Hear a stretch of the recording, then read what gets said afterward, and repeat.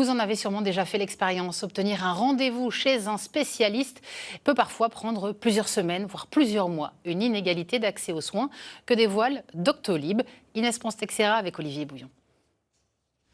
Décrocher un rendez-vous chez un spécialiste, ça ressemble souvent à ça. Actuellement, nous ne pouvons prendre de nouveaux patients suite au flux intense de demandes de rendez-vous ces dernières semaines. À Lunéville comme ailleurs, l'accès aux soins est de plus en plus difficile. Selon une étude Doctolib, en Meurthe-et-Moselle, il faut attendre en moyenne 61 à 90 jours pour voir un dermatologue. Et parfois, c'est encore plus long. J'ai pris un rendez-vous chez la dermato, ça date de février et j'ai pu avoir un rendez-vous pour le mois de juillet 2026. J'estime que c'est rapide. Enfin, en tout cas, je m'attendais à pire.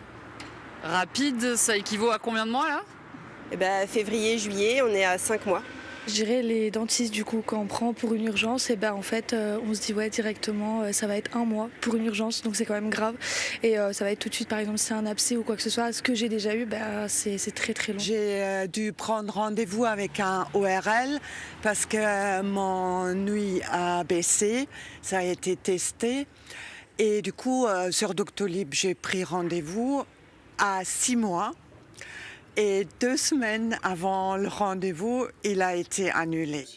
Pour ce médecin généraliste, les causes sont multiples. Temps de travail réduit, inégalité territoriale, manque de spécialistes formés, mais aussi perte d'attractivité de la médecine en France. En ophtalmo, vous voulez avoir des verres pour corriger vos lunettes, vous mettez 6 mois, 1 an pour avoir un rendez-vous. Et au contraire, pour l'acte technique, vous faire opérer de la cataracte, vous pouvez le faire très vite. Parce que donc il y a une valorisation sur cet acte-là.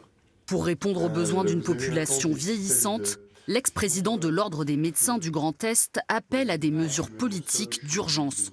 Inciter aussi quelques médecins qui sont au stade de remplaçant à s'installer, ça permettra de faire un petit afflux.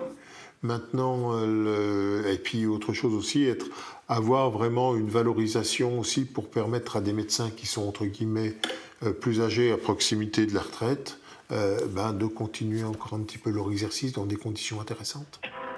En attendant, obtenir un rendez-vous relève encore du parcours du combattant. Entre 2023 et 2025, les délais ont notamment continué d'augmenter en pédiatrie, cardiologie et psychiatrie.